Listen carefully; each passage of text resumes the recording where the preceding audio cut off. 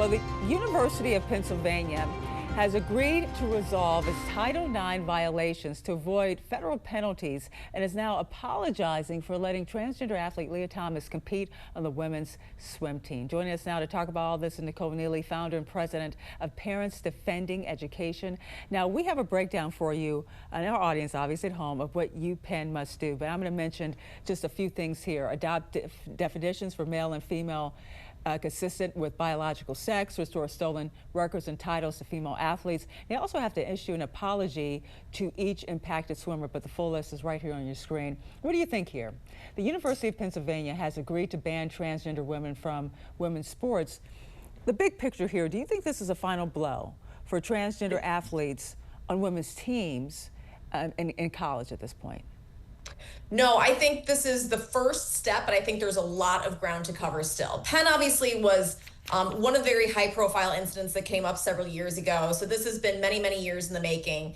There have been civil rights complaints that were in the pipeline on this. The Department of Education conducted a full investigation. And let's remember, there was also the threat of the loss of federal funding, which is something that has been a very, very powerful weapon in this fight. But that being said, we have seen many other states and universities and school districts that have said they plan to continue their programs. Obviously, the Trump administration in a big showdown right now with Maine, California. So this is very much ongoing. That's what I want to get to, because the Trump administration, they really said $175 million in federal funding to Penn after the transgender athlete agreement was made. But we just saw, as you talked about, you have transgender athletes competing in sports. We saw someone winning in California. So what do you think? Do you think, you said the money is leveraged, but is it going to be leveraged enough when some of these colleges, universities, these K-12 schools are still doing this?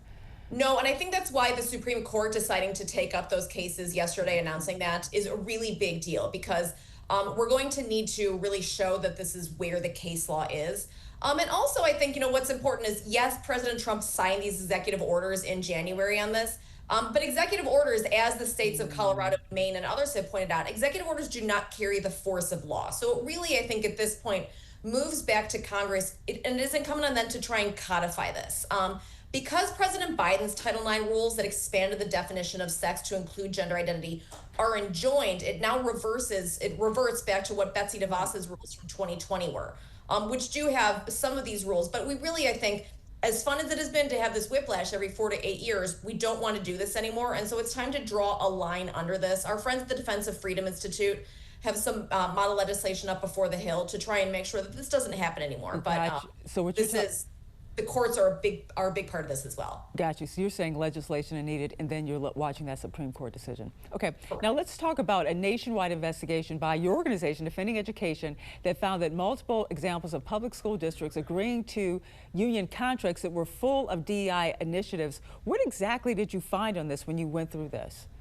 Yeah, we looked at the hundreds of contracts from coast to coast, searching for terms like anti-racist, BIPOC, equity. And what we found is that a lot of these contracts have these provisions baked into them, which is obviously, again, this being a priority of the Trump administration, is something that is of concern.